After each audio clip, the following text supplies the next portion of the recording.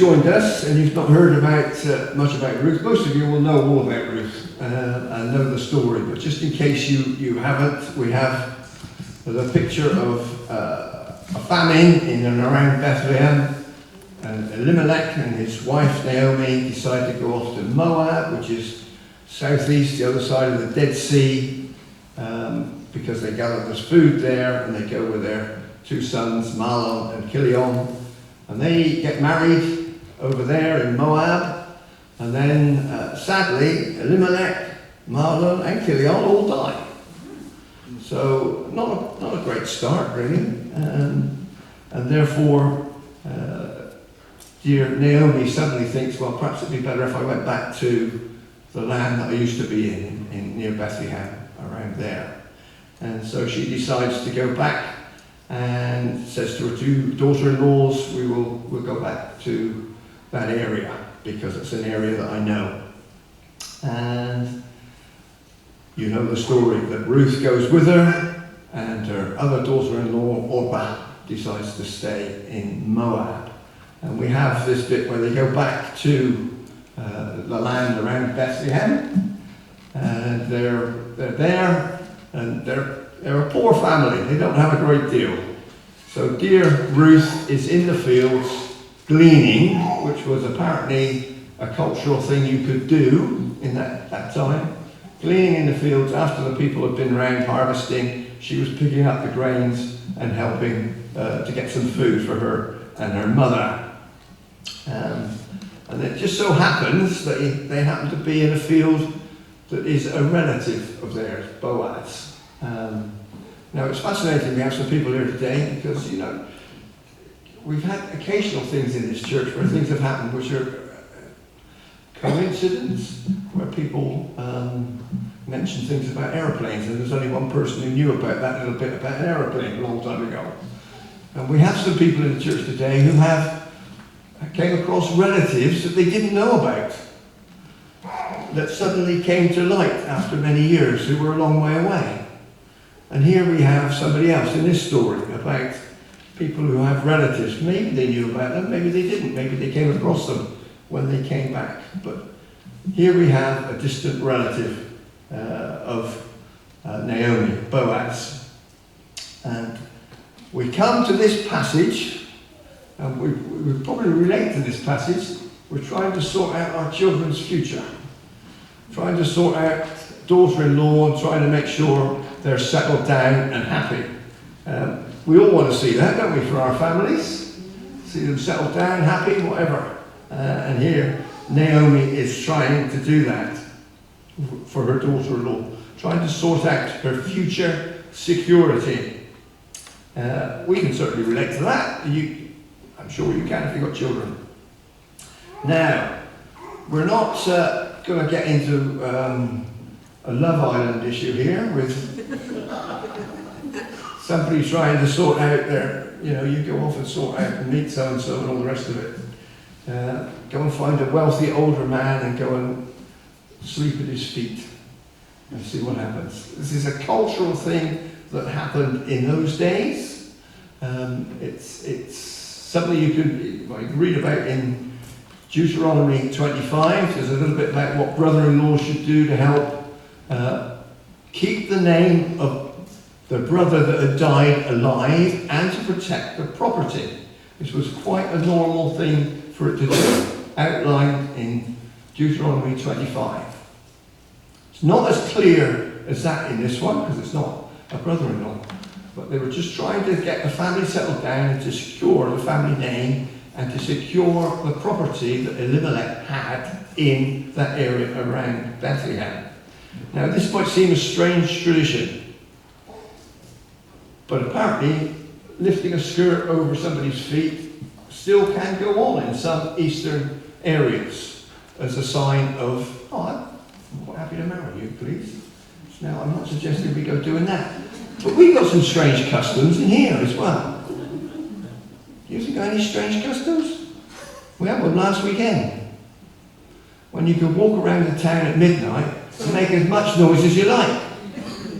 Now that's a strange custom. If you did that, and that's Teddy Rose Band, in case you didn't know.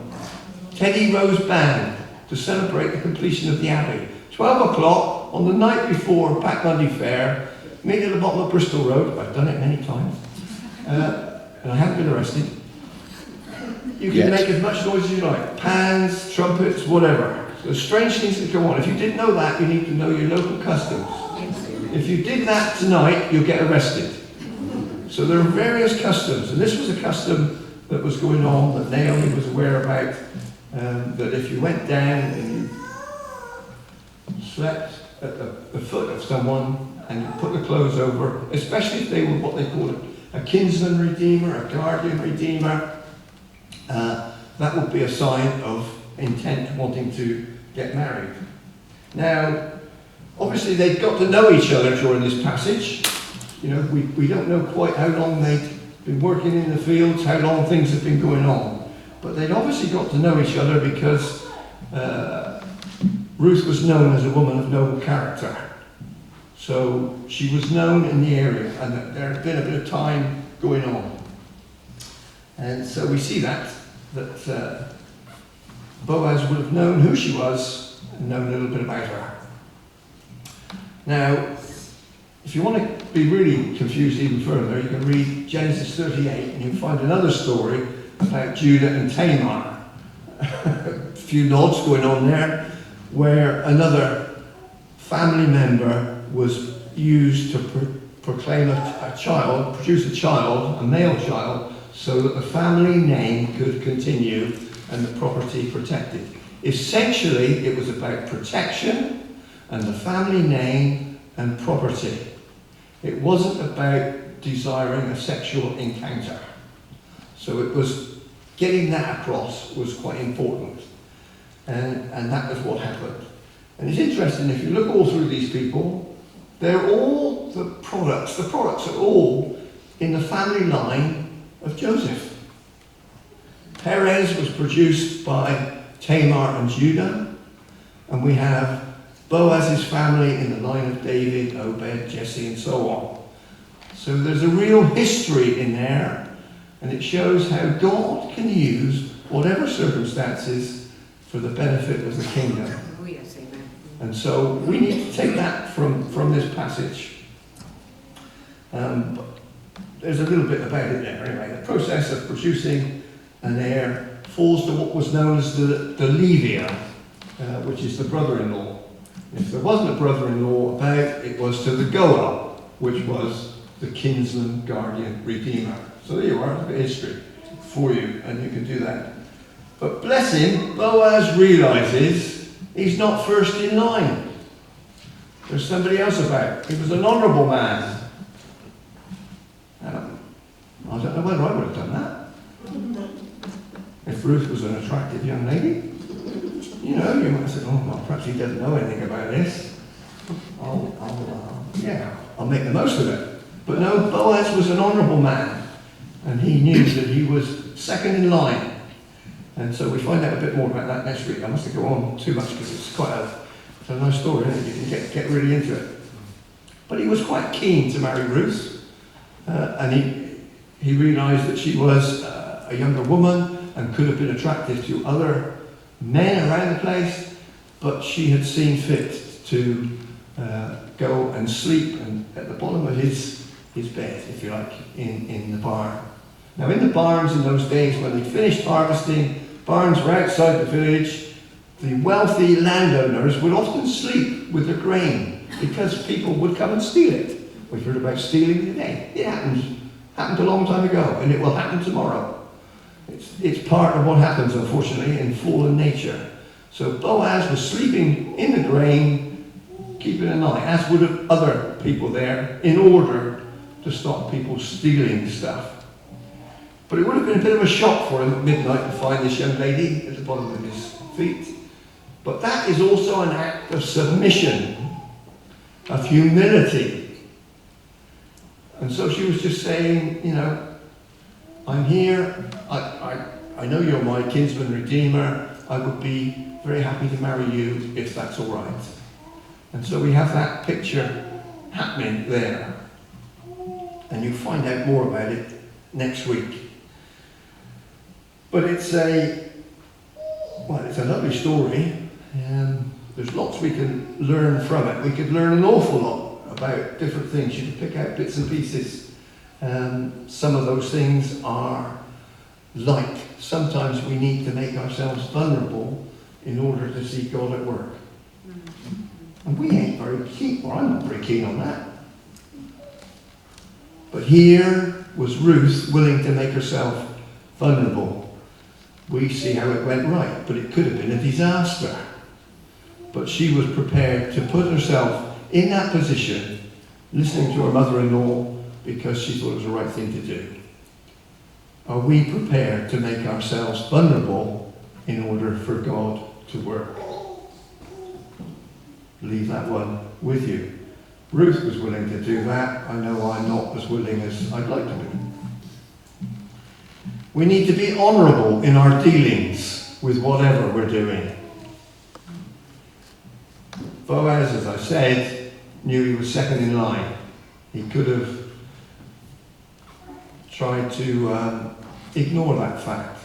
But he was honourable in what he did.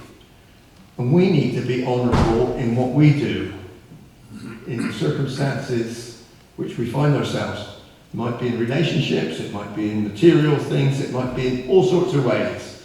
But the essence of the lesson here is that we should be honourable in what we do. Honest, upfront, not covering things up. So there's two things, and here's some more.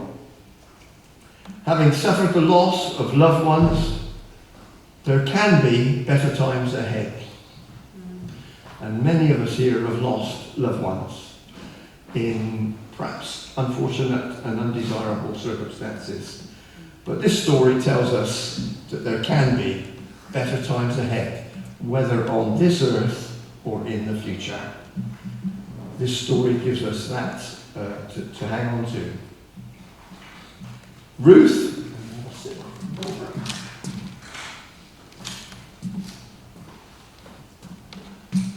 constantly puts herself underneath others. She constantly puts others in front of her, the needs of other people rather than her own. And there's a lesson for us there to consider the needs of others above our own. No doubt there are lots of other things in here as well. But the dear kinsman redeemer, Boaz, was willing to pay a cost. There was a cost to him for doing this as well. And we are reminded in this story that Jesus is a kinsman redeemer.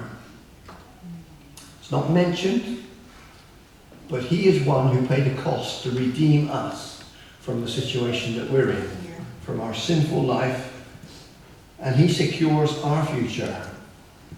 So he is, in essence, a Boaz, a kinsman redeemer. Now, it doesn't happen very often, but sometimes two words just stick out to me. And in this passage, two words stood out. There might be different words that stand out to you. And sadly, they're right at the beginning. They're the first two words. One day. All this happened on one day. One day, Naomi thought. One day, this happened. And everything can change in one day. It might have for you at different times. It certainly did here.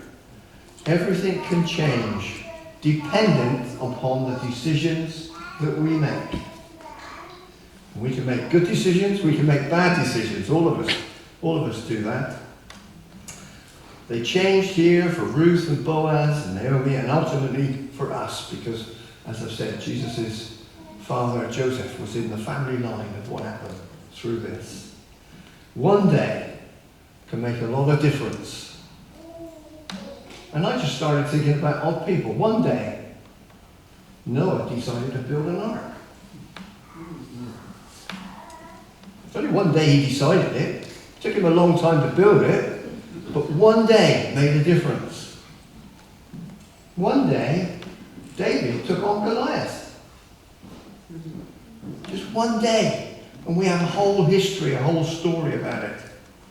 And you could go through the Bible and look at people and decisions they made on one day and how that had a huge effect on the lives of people. One day, I like this one, Thomas didn't doubt any longer. We call him Doubting Thomas. We've been through that. We know that. We know he wasn't really. But one day things changed for him when he turned around and said, "My Lord and my God." One day, Peter didn't lie anymore. We know him as a person who said things that weren't true as Jesus approached the cross. One day, things changed. One day, Mary saw Jesus alive. One day can have a huge effect on all of us. One day, Paul no longer persecuted Christians. And so you can go through the whole of the Bible. And actually, you can go through not just the Bible, you can go through and look at different people's lives. One day, Nicky Gumbel changed from being an atheist to a Christian and produced Alpha and goodness knows what. And then one day, I realized that Jesus is alive.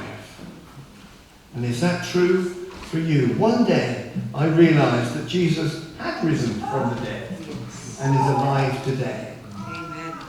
And that's one day can make a lot of difference. One day, Terry and Carol decided to be baptized. Yay! And some other people are thinking about it now. But one day can make a huge difference and be so significant in our lives and the lives of others. Are you struggling with a decision to make? Whether it's to do with your children or whether it's to do with yourself. Whether you've got to make a decision. And whether it will be a good decision or a bad decision. Ruth made a decision. Her mother-in-law gave her the idea, but she followed it through. And sometimes we need to follow through decisions that we make. It was and is still an extremely significant decision even today. Maybe today is your one day when you make a decision either to follow Jesus or to do something you said you were going to do in following him. Maybe that's your one day today, to do something he is asking you to do. Ruth was obedient. Are you and I going to be obedient too?